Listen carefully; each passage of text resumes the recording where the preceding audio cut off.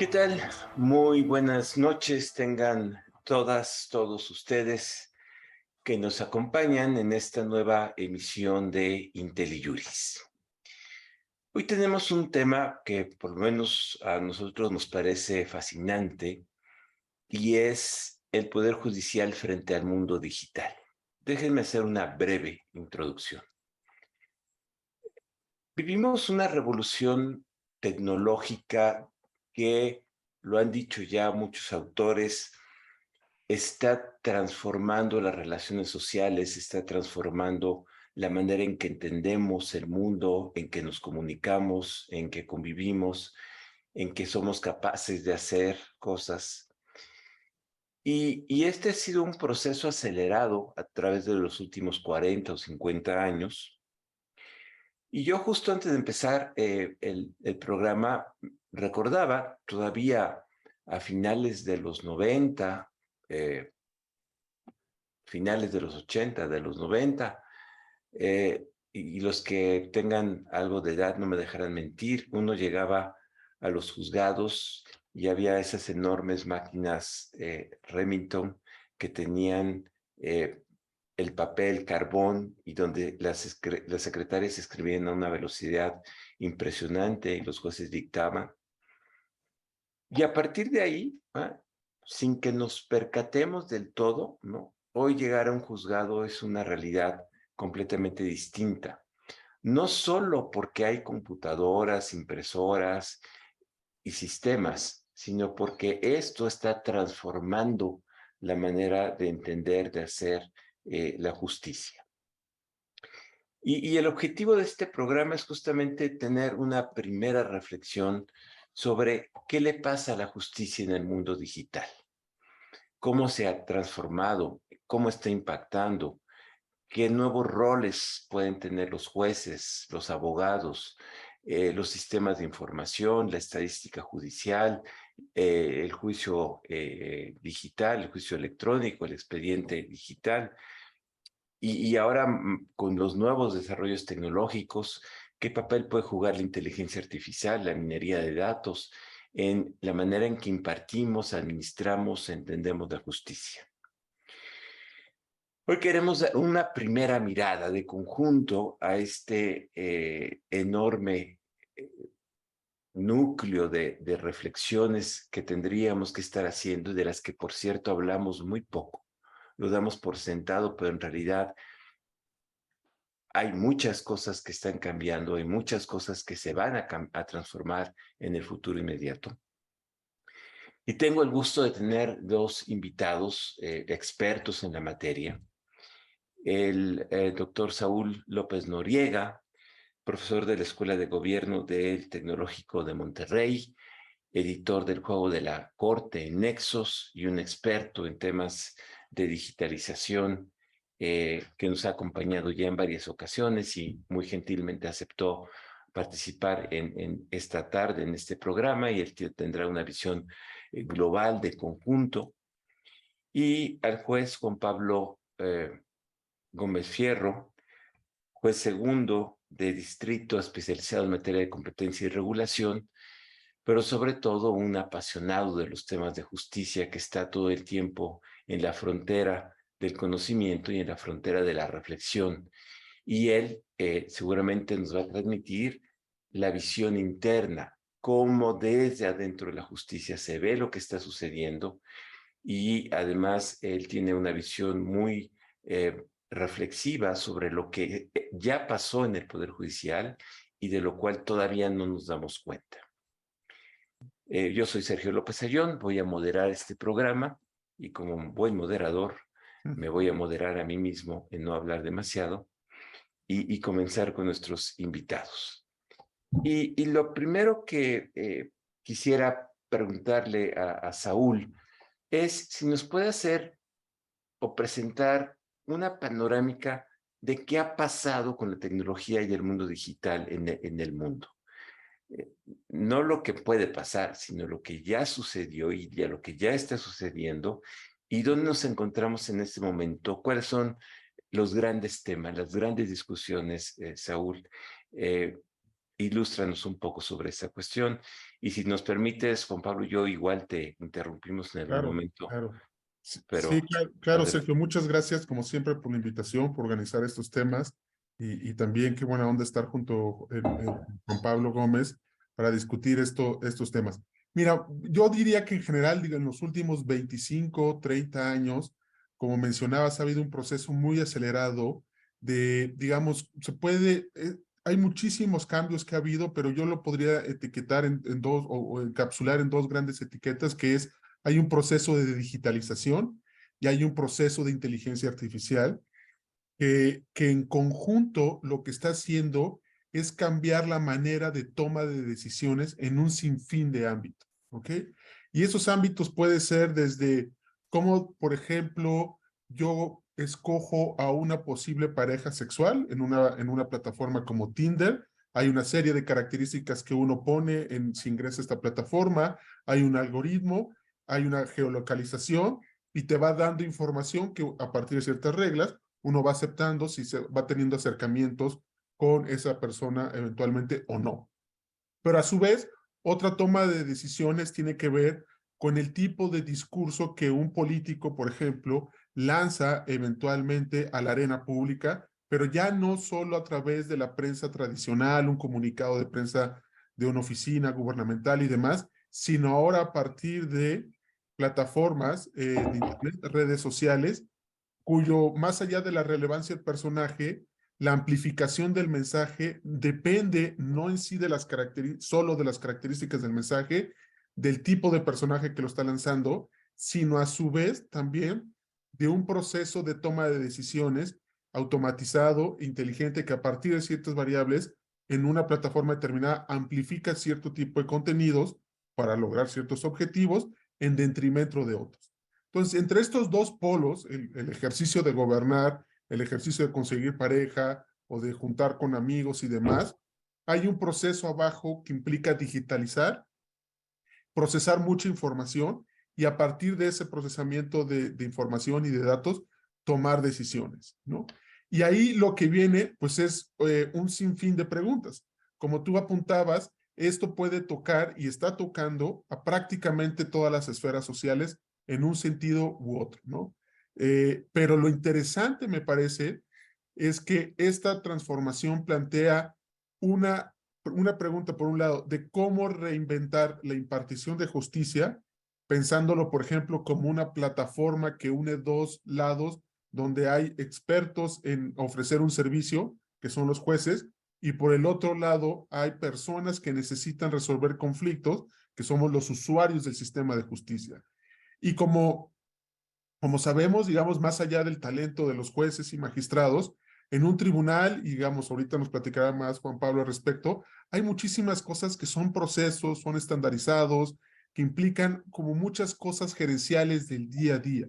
Ese tipo de cosas es un filón, digamos, por demás relevante digamos, procesarse o traducirse de acuerdo a esta tecnología o estos procesos tecnológicos de digitalización y de automatización o inteligencia artificial.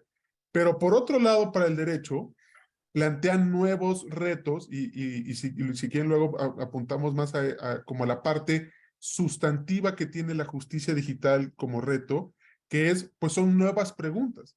Digamos, si la inteligencia artificial implica una toma de decisiones, en toda toma de decisiones puede haber modificaciones del contexto normativo de las personas, para bien o para mal.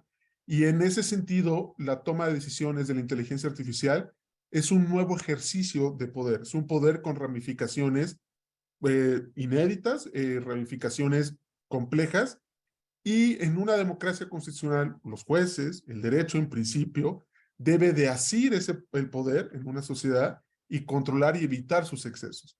Entonces hay una parte, y ya con esto resumo y cedo la palabra, hay una parte de la digitalización en la impartición de justicia como servicio y a su vez preguntas sustantivas a la justicia de cómo catalogar, identificar, clasificar y resolver conflictos que se le van presentando, ya se han presentado, ahorita platicamos de lo que está a punto de resolver la Corte de Estados Unidos, pero que seguramente pronto empezarán a negar más casos a los tribunales mexicanos, ¿no? Gracias, Saúl. A ver, déjame ver si te entendí Ujú. correctamente. Digamos, la digitalización al menos tiene dos vertientes frente a la justicia. Por una parte, déjame llamarla así, la parte procedimental o de procesos Así es. eh, que permite hacer una serie de operaciones o de eh, cuestiones que tendrían que ver, déjame ejemplificar, con la gestión de un juicio, con el juicio electrónico, con la firma digital, con el expediente electrónico, Ujú. y que tienen más al proceso que la sustancia. Así es. Pero hay una segunda vertiente vinculada a la primera que tiene que ver ya con el uso de lo que hoy llamamos inteligencia artificial y que permitiría una intervención mucho más sustantiva en la toma de decisiones que acompaña un proceso judicial y que puede ir desde los algoritmos de turno hasta las decisiones de los jueces, Exactamente. Sí, exacto. Eh, digamos, grosso ujú. modo, Así es. grosso modo. Bien, si esto es cierto, paso con Juan Pablo y le preguntaría de manera muy genérica, Juan Pablo, al inicio, después podemos ir profundizando, ¿cómo ha afectado la digitalización? Y hablemos en concreto del Poder Judicial Federal. Luego quizás convendría pensar en las entidades federativas. Tú que lo has vivido desde adentro, ¿qué ha pasado? ¿Qué ha cambiado? ¿En dónde estamos en materia de digitalización en el Poder Judicial Federal? ¿Tienes apagado tu micrófono? Muchas gracias, Sergio. Gracias primero por la invitación para pues, crear esta nueva serie de justicia digital con pues, el ánimo de hablar sobre los temas que están pendientes en la agenda nacional y específicamente, en este caso, en la jurisdiccional. Y con esto también buscar contribuir al mejoramiento de nuestro sistema de impartición de justicia y, pues, consecuentemente, al Estado de Derecho. Gracias por hacerme participar de este proyecto. Y pues desde hace un tiempo yo he tenido la inquietud de hablar y de escribir sobre esto, porque me parece que es un problema real, un problema actual del que lo platicábamos en alguna ocasión, no se está hablando, ¿no? Ya no estamos hablando del futuro, ya no estamos hablando de lo que viene, sino de algo que es un problema en la actualidad, que hemos en algunos casos obviado y que las mismas necesidades sociales nos han ido obligando, porque no ha habido tal vez un compromiso desde los distintos poderes o desde las distintas autoridades para tomarnos en serio el tema de la justicia digital. Voy a poner un poco en contexto de cómo es que lo veo en un contexto ya de un mundo globalizado y en un mundo altamente tecnológico. Las tecnologías de la información y de la comunicación, eh, ya reconocidas incluso desde el nivel constitucional, vemos que en el artículo sexto constitucional dice que el Estado garantizará el acceso a esas tecnologías de la información y la comunicación, pues hoy son una parte central en el desarrollo de nuestras actividades básicas: comercio, banca, relaciones sociales, personales, etcétera. Y la justicia no es ajena a este proceso de cambio hacia la digitalización. Hoy es mucho más sencillo a veces hacer compras por internet o a través de una aplicación que ir al propio supermercado, a las plazas comerciales, que incluso tienden también a desaparecer o reducirse en un grado muy alto. La banca, pues ya no hacemos las filas que anteriormente hacíamos en los bancos como para ir a hacer alguna operación, ya todo lo hacemos a través de nuestras plataformas digitales. Y bueno, como esto, muchas otras cosas, incluso hay ya ciertas, en la medicina, en el comercio, en cualquier ámbito de nuestra vida, vamos a encontrar que ya las tecnologías de la información y de la comunicación son una base o una pieza fundamental para el desarrollo de esas actividades. Y es por eso que yo incluso he sostenido, y lo he sostenido en mis propios fallos, que estas se erigen como una precondición para el ejercicio de otros derechos. Desde un punto de vista normativo, podríamos ver que en el texto constitucional encontramos que estas tecnologías de la información y comunicación nos permiten no solamente recibir, sino difundir ideas, tener acceso a cierta información, etcétera.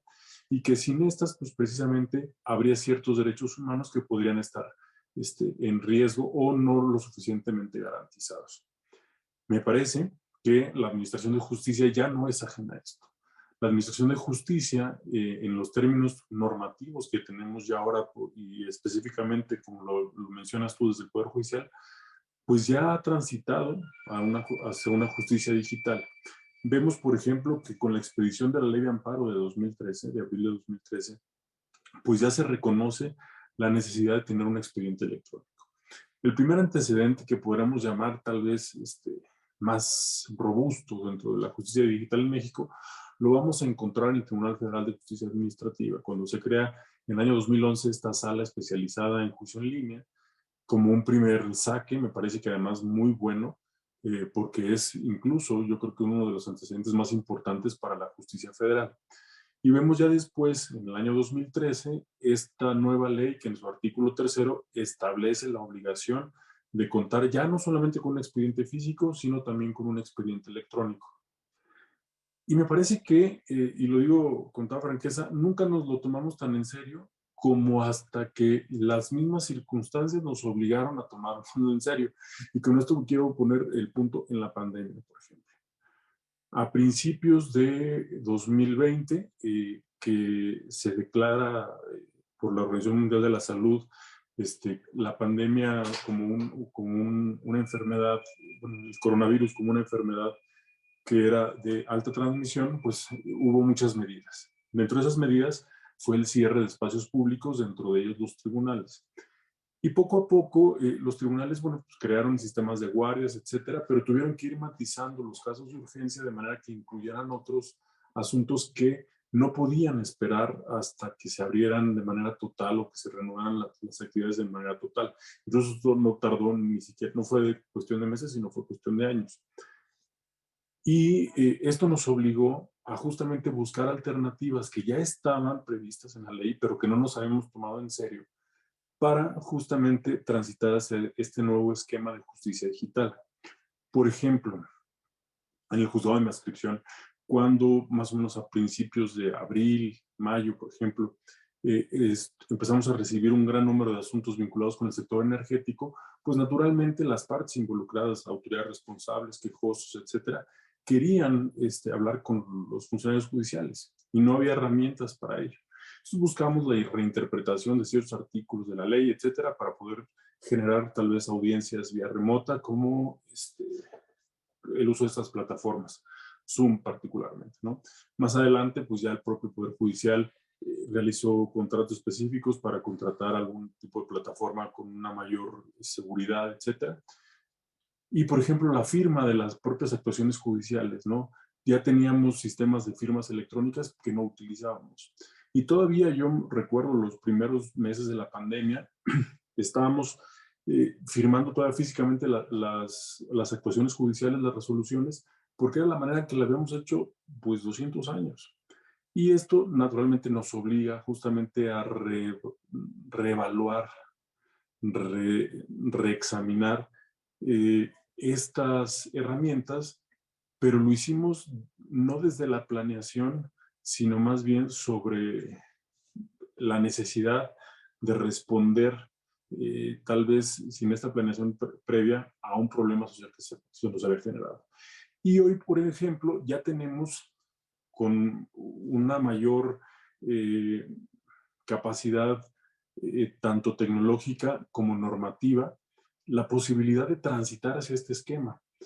Y me parece que no lo estamos explotando como deberíamos, ¿no? Por ejemplo, desde el ámbito legislativo no ha habido reformas, no ha habido compromisos precisamente para la transformación hacia esta nueva digitalización, a pesar de que ya los acuerdos del Consejo de la Judicatura establecen la posibilidad de que ya el expediente electrónico como tal sea la base y que el expediente físico solamente contenga aquellas constancias que se hubieran presentado físicamente, no necesariamente las que genera el tribunal, pues la mayoría de los tribunales no lo están haciendo así. Y esto de alguna manera da cuenta de esta falta de pues, por llamarlo de una manera, de compromiso hacia transitar hacia este nuevo sistema de justicia digital. Y les digo, el problema me parece que es ahora porque justamente para allá vamos. Y justo lo que yo creo que tendríamos que buscar es ya una transformación completa, integral. Y también desde un punto de vista no solamente del Poder Judicial, sino de todos los actores involucrados, autoridades responsables, los propios quejosos, y que busquemos que uno de los objetivos que se buscaron también a partir de esta nueva normativa es que todos los procesos que eran impresos o que eran físicos, pues justamente transiten hacia este nuevo modelo de justicia digital, buscando desde luego todas las alternativas para que quizá problemas como la brecha digital que todavía existe en el país no sea un obstáculo para poder acceder a mecanismos de justicia pronta, completa e imparcial, como lo reconoce el artículo 17 constitucional. Dejaría hasta aquí como este primer esbozo para irlo desarrollando durante la sesión. Gracias, Juan Pablo. Creo que lo planteas muy bien. Es algo de lo que no se habla, de lo que ya sucede y de lo que también enfrenta resistencias, ¿no? Bien conocidas en términos de la transformación de las prácticas y de los modelos. Antes de regresar a lo que está pasando, yo le quisiera preguntar a Saúl, ¿en dónde sitúas tú los 2 o 3 debates más importantes en términos de la aplicación de tecnología de la información a los poderes judiciales en el mundo? Tú has venido siguiendo esta discusión y me gustaría, Saúl, si nos comentes un poco, ¿dónde ves tú, digamos, las grandes preguntas, las grandes problemas, pero no lo quiero plantear como problema, los grandes debates de Sí. Bueno, uno es justo el que menciona Juan Pablo.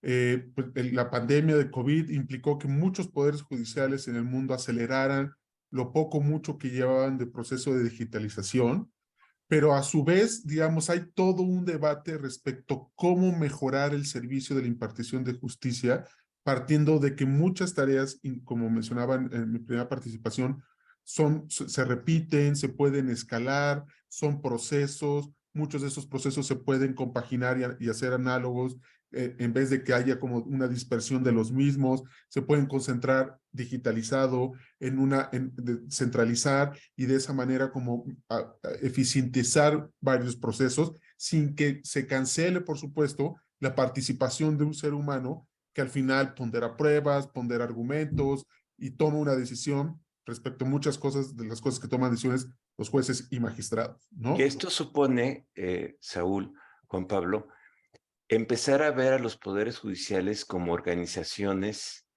con procesos continuos y repetidos, que hasta hace poco, digamos, la profesión judicial se había resistido a entenderse como una organización con estas características. O sea, siempre el argumento era que la impartición de justicia implicaba una relación uno a uno.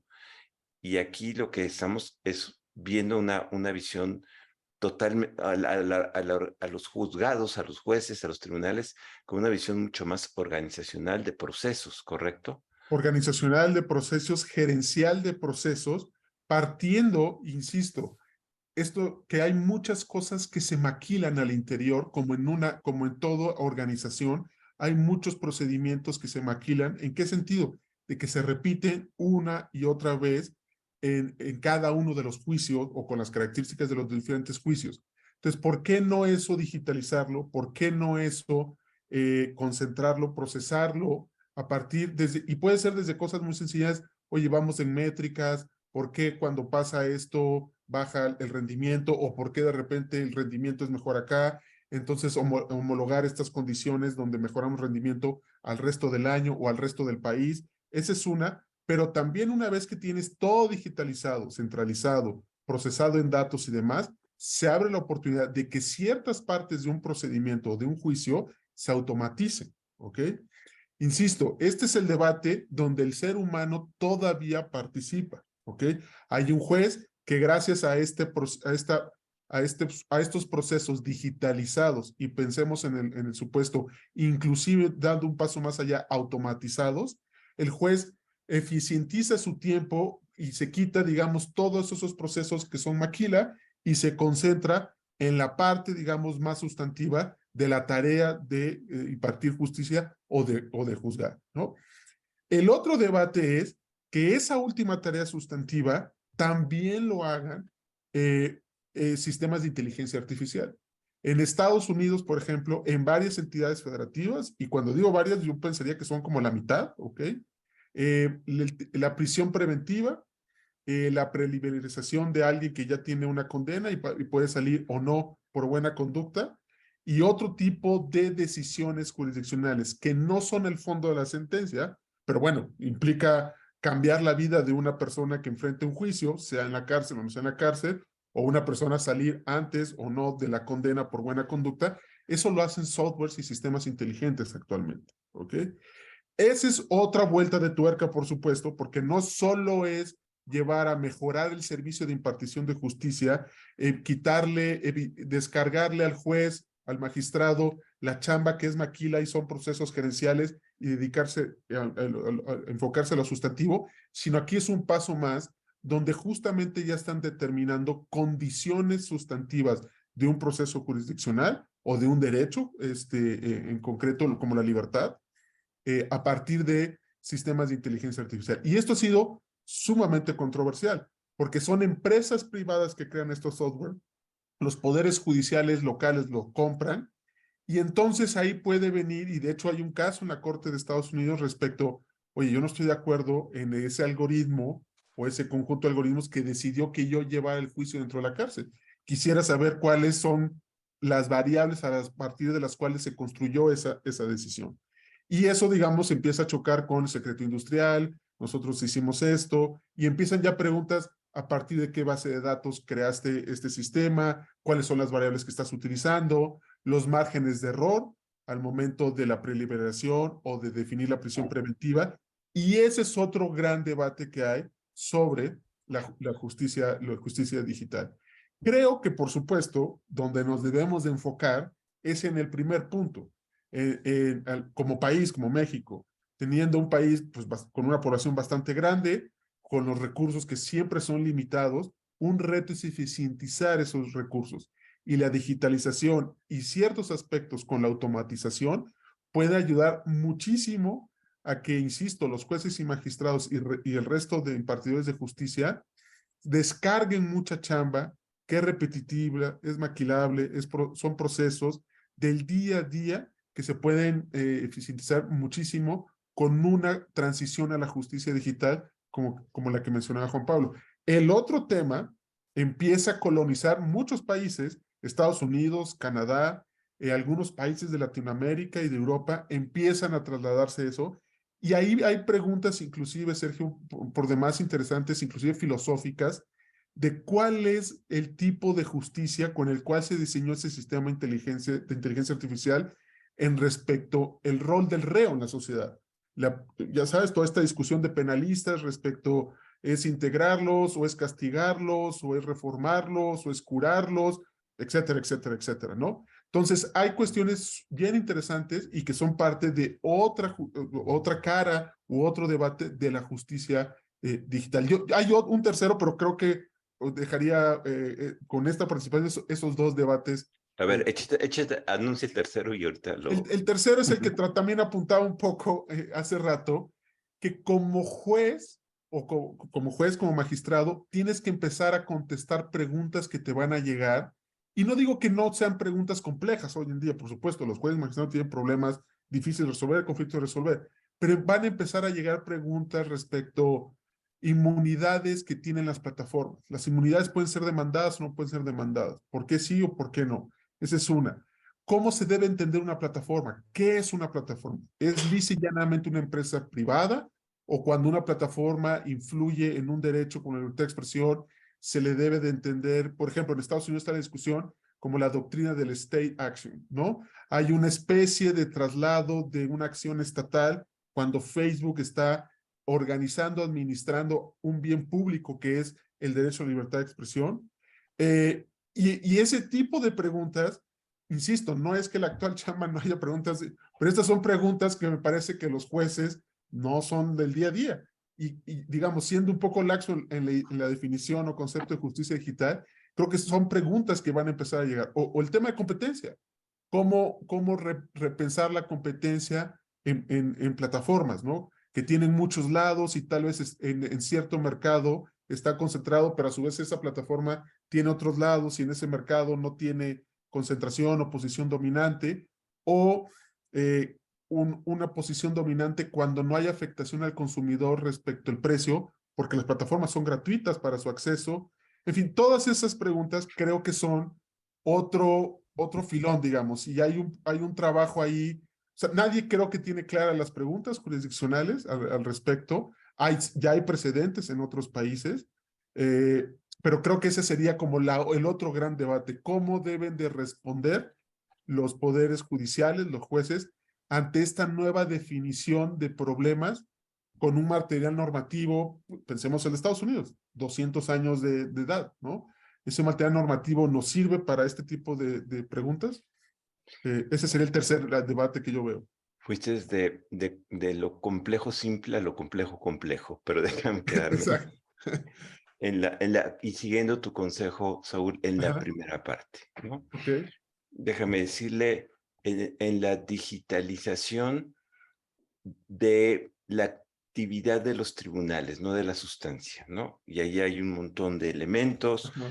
voy a mencionar algunos: expediente electrónico, firma electrónica, gestión de los procedimientos, estadística judicial, gestión documental, archivos electrónicos, expedientes electrónicos.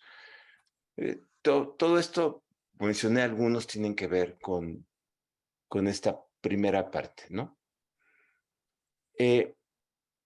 Ahí, Juan Pablo, y tú lo conoces bien, lo has vivido de dentro, desde hace muchos años el Poder Judicial Federal ha venido dando pasos en esa dirección, ¿no? Desde el CICE, ¿no? Yo sé que es complicado hablar del CICE, pero había un sistema de captura de información que permitía, en principio, empezar a gestionar la información de manera diferente, hasta todo lo que se ha desarrollado particularmente durante la pandemia, pero que transformó la justicia, y tenemos este acuerdo del Consejo de la Judicatura que es importantísimo y el cual hemos analizado poco. Yo quisiera hacerte una doble pregunta. Primero, tú que lo vives desde el punto de vista cotidiano, operativo, ¿no? ¿Qué dilemas, qué problemas te está planteando todos estos elementos? Pero quisiera además aprovechar para decir que esta primera reflexión, y la hemos conversado con Juan Pablo, creo que nos debe dar pie a una reflexión todavía más amplia, más larga, de más largo aliento. Y les comento a nuestras amigas y amigos que a partir de hoy y los segundos miércoles, perdón, de cada mes, vamos a tener una serie de programas coordinada por el juez Gómez Fierro, donde vamos a poder entrar con cierto detalle a analizar diferentes dimensiones de estas implicaciones. Ahorita, por lo pronto, quedémonos en la parte procedimental, déjenme llamarlo así, y regreso un poquito más adelante con la parte de inteligencia artificial, y si nos da tiempo empezamos a esbozar la tercera serie de problemas. Juan Pablo, platícanos de cómo lo ves y qué piensas que debemos conversar en esta serie que vamos a tener de justicia digital. Muchas gracias, Sergio. Mira, yo veo un problema real, un problema existente, que si bien desde hace algunos años se han buscado soluciones y se han buscado alternativas para transitar hacia una justicia digital, hay mucha resistencia. Y hay mucha resistencia desde el interior, pero no solamente en esta parte, sino también desde un punto de sello legislativo, normativo. No tenemos las suficientes herramientas. Lo que generó la pandemia es justamente una reacción no una planeación. Y entonces lo que derivó de esto fue, pues, a partir de una improvisación, que además me parece que lo hicieron de manera extraordinaria, porque fue ir resolviendo sobre la marcha los problemas que iban surgiendo. En lugar de que fueran todos los funcionarios judiciales a firmar las resoluciones o los acuerdos, los puedan firmar ya desde su casa. Yo incluso hoy, por ejemplo, aquí tengo mi computadora y puedo firmar prácticamente una resolución, una sentencia a distancia, y se generan, pues, los códigos necesarios para que tenga validez conforme a la normatividad. Veo muy en la misma línea de lo que dice Saúl, diferentes etapas que no son necesariamente, hay que verlas de manera sucesiva, porque el problema hay desde los problemas básicos, que son justamente estos temas como procedimentales, hasta lo que me parece de más largo aliento, que es justamente los temas de inteligencia artificial. Aquí ni siquiera tenemos resuelto desde lo básico, que es, por ejemplo, el Sistema Integral de Seguimiento de Expedientes, que es la plataforma con base en la cual nosotros llevamos a cabo las actuaciones judiciales. Me parece que todavía tiene varias deficiencias. No puedes tener, por ejemplo, 2 ventanas abiertas. Tenemos muchísimas fallas en el sistema. No hay una uniformidad en la alimentación, en cómo se alimenta esta plataforma. Entonces, si tú le pones buscar un determinado asunto, te van a salir 10 asuntos que no tienen absolutamente nada que ver con el anterior. Y todo esto es justamente porque no hemos generado primero una política pública que reconozca el problema, que establezca justamente esta política de largo aliento, obligaciones interinstitucionales para que todos los barcos naveguen en esa misma dirección, y que justamente podamos de aquí a 10 años hablar de una justicia digital integral, y tal vez plantearnos en 5 o 10, no lo sé, pero de temas, por ejemplo, de inteligencia artificial, que permiten incluso eficientar ciertos procesos. Yo he puesto mucho en el ejemplo el año 2021, donde derivado de reformas del sector energético y de telecomunicaciones, solamente en el juzgado de inscripción recibimos alrededor de 9,000 asuntos, que saturaron desde luego el sistema y que difícilmente se les pudo dar el cauce en los plazos y términos que fijan las leyes, porque pues no había ni siquiera las herramientas humanas y materiales para llevarlo a cabo.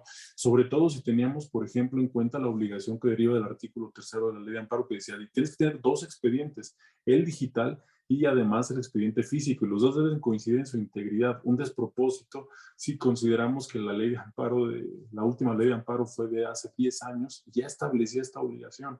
No ha habido una reflexión legislativa para decir, ok, ya son 10 años suficientemente un periodo de ajuste para que ya transitemos, y como no lo hizo el legislador, es el Consejo de la Judicatura el que advierte. Tenemos que reinterpretarlo en un contexto completamente distinto.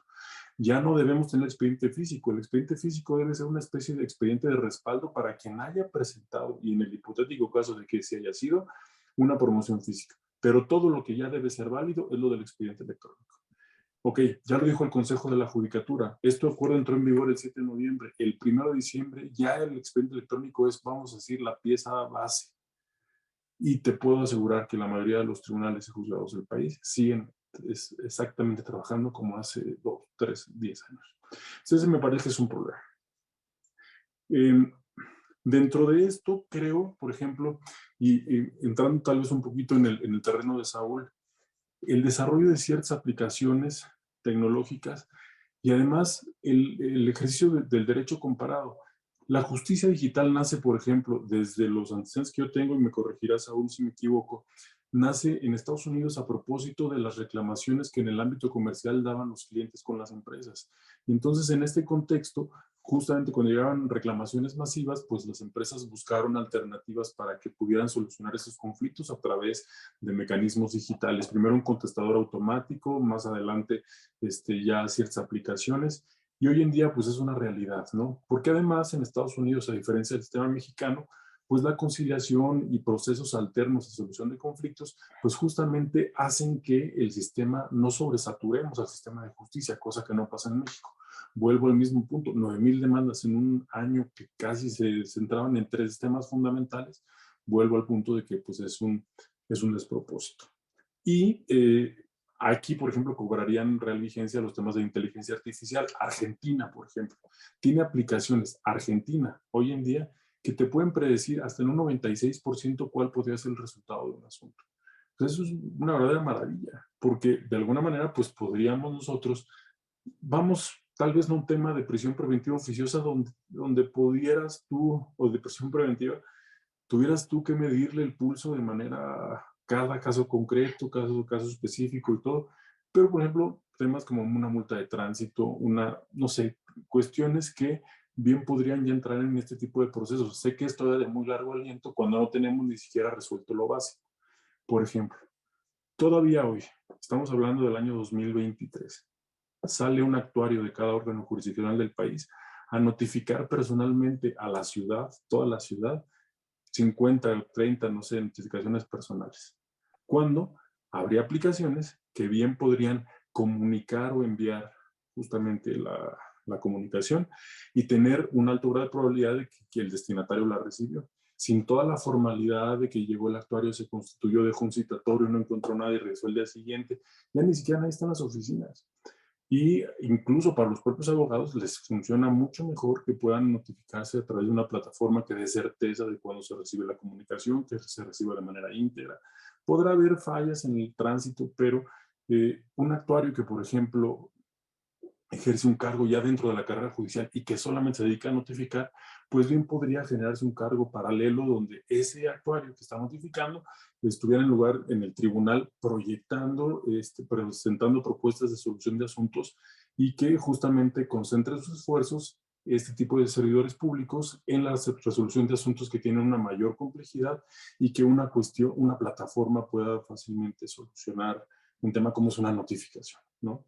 Además, este tránsito de alguna manera nos permitiría justamente aplicar este tipo de recursos humanos y económicos hacia otras, sí, centrarlos hacia otras áreas donde pudieran ser aprovechados de mejor manera, ¿no? Entonces, me parece que los retos que se presentan son muchos.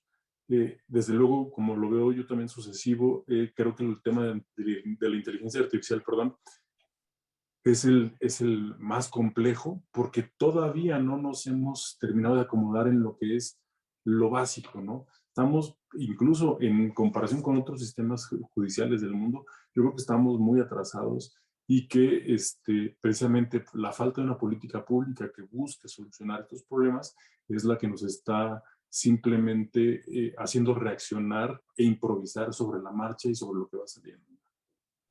Juan Pablo, antes de darle la palabra de nuevo a Saúl, ¿qué temas estás pensando que podríamos conversar en las próximas semanas, en los próximos meses, en esta serie de Justicia Digital? ¿Y a quién invitarías a acompañarnos? Mira, creo que los principales temas de los que deberíamos de hablar, por ejemplo, hoy en día, sería incluso partir del artículo 3º de la Ley del Paro. El artículo 3º sí establece la obligación de que los expedientes sean coincidentes, por ejemplo, pero el Consejo de la Judicatura ya lo reinterpretó y dijo, a ver, sí tienen el expediente físico, pero ya no tienen que coincidir en su totalidad. La finalidad de una interpretación teleológica, subjetiva, objetiva, la finalidad que persiguió esta norma en este contexto fue esta. Ahora es esta. ¿Ok? A partir de ello, ¿se está haciendo? ¿No se está haciendo? ¿Hacia dónde vamos? ¿No? ¿Por qué no se está haciendo? Eso también sería un problema. Dos, ¿cómo podemos mejorar estos procesos? Ponía yo ahorita un ejemplo de la notificación, pero como la notificación podemos encontrar una gran cantidad de problemas, ¿no? Por ejemplo, yo creo que en lugar de tener hoy en los edificios donde están las sedes judiciales, centros de fotocopiado, tendremos que tener centros de digitalización para que justamente busquemos transitar hacia este proceso.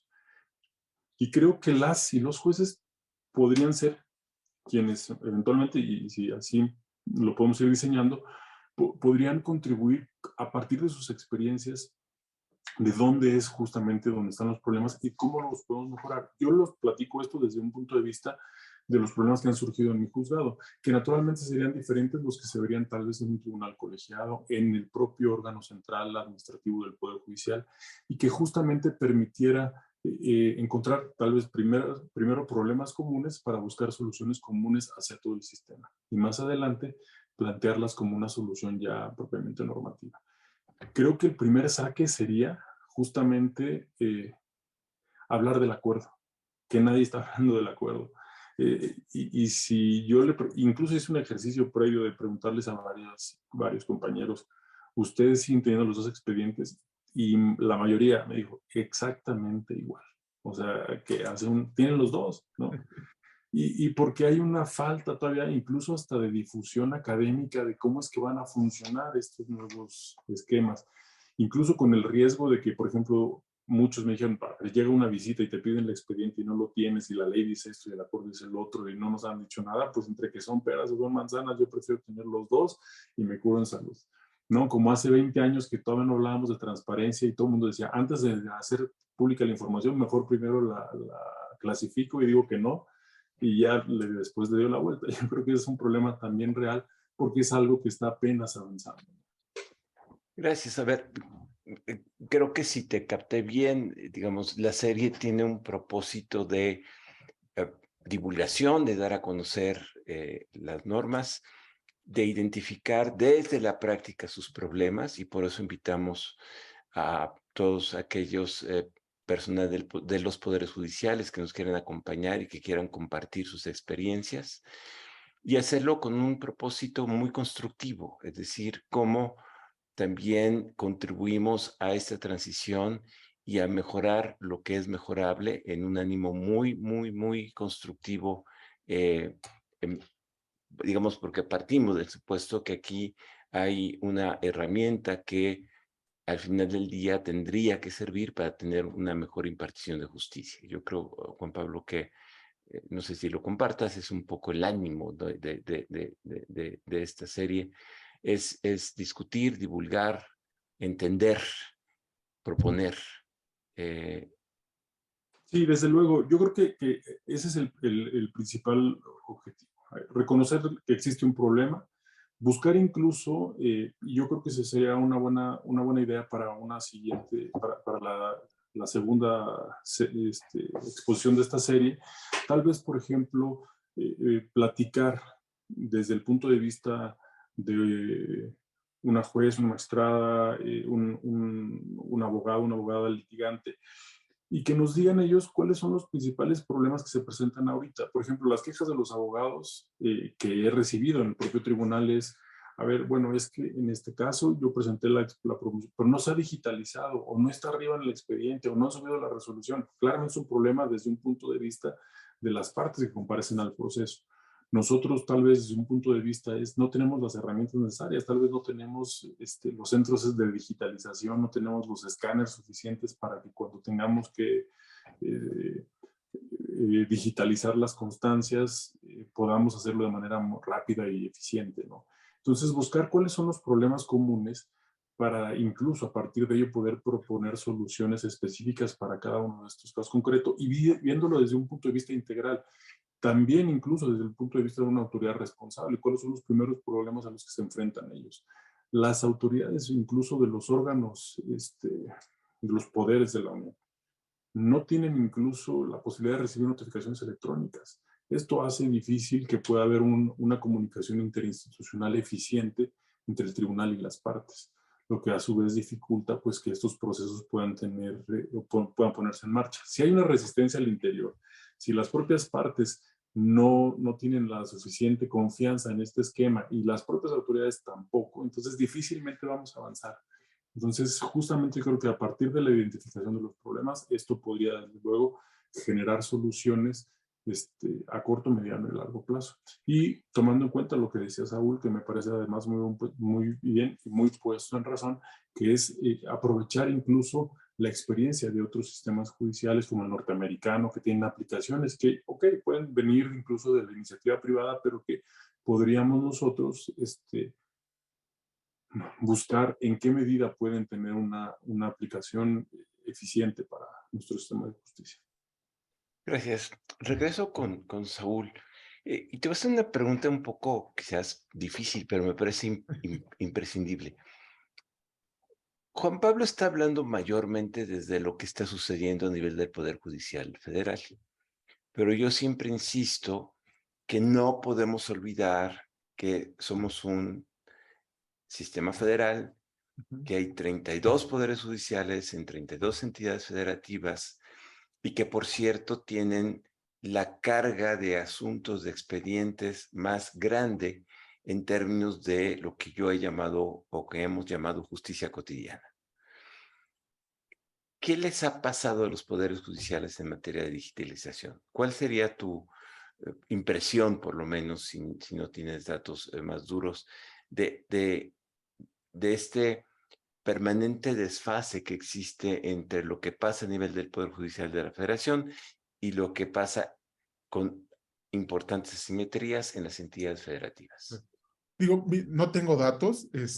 Mi impresión es que si, como menciona Juan Pablo, el Poder Judicial Federal, digamos, hay resistencias, falta, digamos, como un proceso pedagógico para entender las virtudes y los alcances que puede tener en abono a la impartición de justicia, la tarea de la chamba de juzgador, de juez, de magistrado, este proceso de digitalización. Pensaría que muchos poderes judiciales locales el proceso todavía es más complejo, ¿no? Y aquí, digamos, pero creo que lo relevante, y lo conecto con algo que mencionaba Juan Pablo, que parece particularmente relevante, porque justo hay que identificar las necesidades de los impartidores de justicia, de quienes realizan estos procesos, lo que platicábamos desde una lógica organizacional, visto el Poder Judicial o los tribunales desde esta lógica, qué tipo de problemas tienen, qué tipo de talachas tienen, qué tipo de maquilas tienen y demás, qué tipo a su vez, identificar los problemas desde el punto de vista del usuario, del justiciable, de los abogados y demás, y a partir de ahí se tendría que conectar, o sea, el diseño de la política pública que venga, sea federal o sea local, tiene que conectarse con diferentes capas tecnológicas. Eventualmente la última, como mencionaba Juan Pablo, puede ser automatizar ciertas decisiones con inteligencia artificial. Pero empecemos con tener un buen escáner. Y ese es una primer layer tecnológico básico de escanear todo. El segundo es, bueno, no basta con tener un PDF. O sea, digamos, alguien podría decir, ya tengo justicia digital porque ya tengo todo en PDF. No, digamos, o sea, otro layer puede ser concentrar todo y que haya un buen buscador. Y así sucesivamente, otra capa puede ser mejorar la manera como un tercero, digamos, que está usando el servicio de justicia, pueda conectarse con ese sistema, por supuesto, a partir de las necesidades y de los límites que pueda acceder, y así sucesivamente. Entonces, creo que aquí es algo bien interesante, Sergio, Juan Pablo, porque no solo basta, digamos, como, digamos, identificar qué cosas se deben de mejorar o se podrían mejorar digitalmente, sino también es bien importante la traducción de acuerdo a las diferentes capas tecnológicas. Y a partir de ahí diciendo, bueno, ahorita nos da para escanear todo. En 2, 3 años podemos dar este salto y tal vez en 5 o 6 años ya podríamos pensar no solo en tener métricas de buen desempeño y demás, sino llegar a automatizar. Entonces, yo diría, y no estoy esquivando tu pregunta, Sergio, No, dicho todo esto, yo pensaría que si bien es cierto que el Poder Judicial de la Federación, por supuesto, es súper relevante, yo diría que la asignatura más relevante y más urgente para una justicia digital está en la local. Justo por el tipo de problemas que resuelve, lo que mencionaba Juan Pablo de, oye, pues yo quiero litigar una multa de tránsito, yo quiero litigar esto, oye, mi predial, etcétera. Ese tipo de cosas podrían mejorarse muchísimo con justicia, la justicia cotidiana digitalizada sería una potenciación justamente de resolver esos microconflictos. Y le digo micro desde muchas perspectivas, pero no en el sentido de que no afecte la vida diaria de las personas y que no sea relevante. Pero por lo mismo, la saturación de los poderes judiciales locales por estos microconflictos, procesarlos a través de una digitalización con todos estos capas tecnológicas que estamos hablando, insisto, no solo se limita a escanear y hacerlo en un PDF tu demanda, o tu sentencia, ayudaría muchísimo a la justicia cotidiana. Inclusive ha habido ejercicios en ciertos países donde ante el problema de brecha digital, digamos que esto, como lo mencionaba también Juan Pablo, pues hay que tenerlo presente en ciertas zonas del país, todavía hay un buen, estamos hablando como de un 30%, justo hace un poco revisé las cifras, es así, tengo más claras las cifras, de brecha digital, todavía es bastante, pero se hacen campañas de llevar, digamos, ciertos procesos digitalizados a ciertas zonas, y ahorita te puedes acercar a este kiosco y se procesan muchas cosas de manera digital y ya se está procesando. Una vez que tú lo metiste en un pueblo que tal vez no tenga acceso a Internet, llevas ese kiosco con acceso a Internet y ya lo metes en el conducto digital, por decirlo. Pero yo diría, regresando a tu pregunta, que creo que sería tal vez más relevante que en el Poder Judicial por el tipo de asuntos que conoce la justicia local, ¿no? Insisto, ambas son relevantes, pero creo que ahí muchos microconflictos se pueden procesar de manera mucho más sencilla, más barata y más rápida si se digitaliza la justicia local. Ok, digo, nos acercamos ya al fin del programa y ha volado el tiempo y hemos apenas dado pinceladas sobre lo vasto que es este tema y sus muchas implicaciones, ¿no? Yo creo que hay problemas de mucha índole, ¿no? Desde el problema de la brecha digital, de los recursos tecnológicos, de las resistencias al cambio, de los cambios organizacionales, del potencial y de los problemas del uso de la tecnología. La tecnología no la instala ni funciona siempre perfecta. Hay siempre una distancia, digamos, entre la operación de un sistema y su funcionamiento razonable, ¿no? Eso es conocido perfectamente en la literatura. Y de ahí nos vamos ya a algo que va a ir muy rápido, me temo y al mismo tiempo me alegra, ¿no? Que es la inteligencia artificial que va a ir, entiendo, Saúl, a una velocidad vertiginosa porque son algoritmos que tienen ya capacidades de aprendizaje y se van a mover muy rápido. Entonces, apenas vamos a estar haciendo PDFs y ya vamos a tener probablemente sistemas de inteligencia artificial. Exacto. Y eso nos mete, digamos, en estos problemas de, digamos, de capas o de brechas, ¿no? Bueno, pues todo esto y muchas otras cosas que hoy apenas hemos mencionado es la idea que hemos platicado con Juan Pablo Gómez Fierro, que vamos a ir paso a pasito.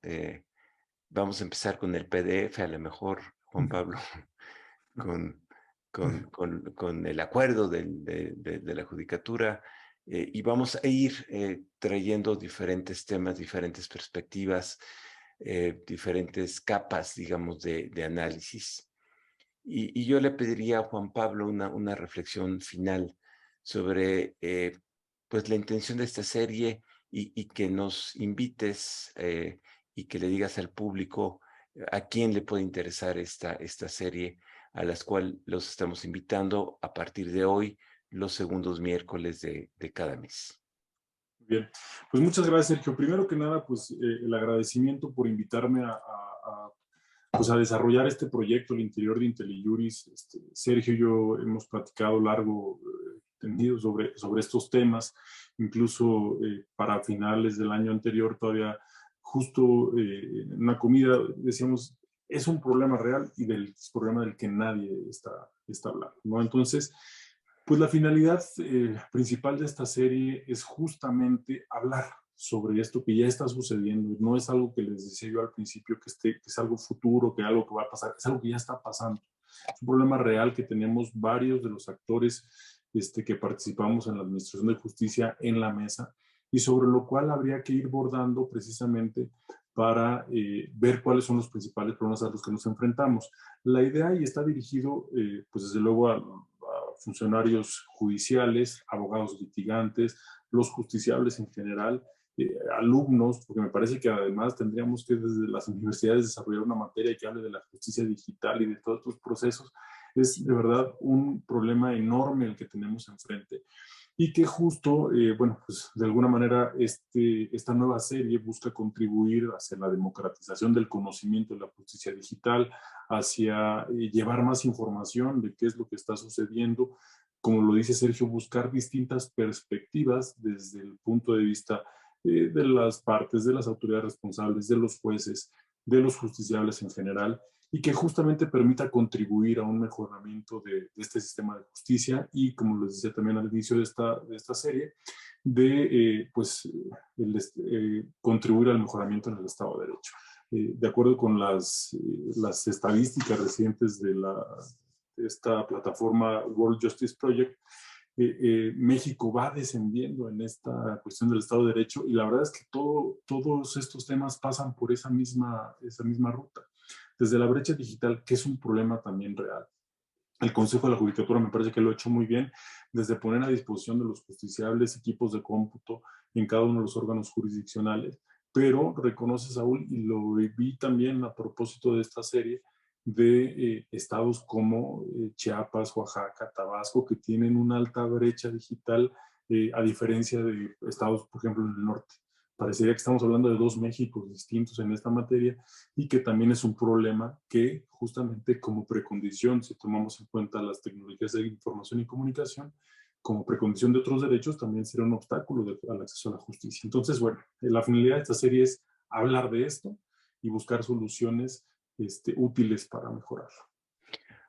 Pues con esto cerramos. Muchas gracias, Saúl. Muchas gracias, Juan Pablo. Muchas gracias a quienes nos acompañaron. Los invitamos a seguir conversando sobre esto. Inviten a sus colegas, a otros funcionarios judiciales, inviten a los abogados, inviten a los estudiantes.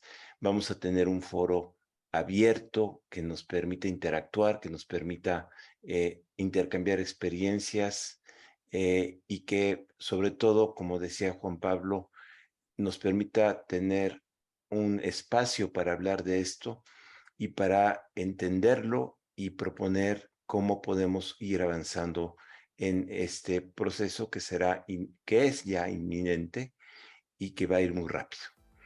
Muchas gracias a todos y todas las que nos acompañaron esta noche. Los esperamos el próximo miércoles 2 de mes. No tengo ahorita el calendario, pero 2 miércoles de mes, y vamos a seguir conversando sobre justicia digital. Muchas gracias. Buenas noches. Buenas noches y muchas gracias. Buenas noches. Hasta luego.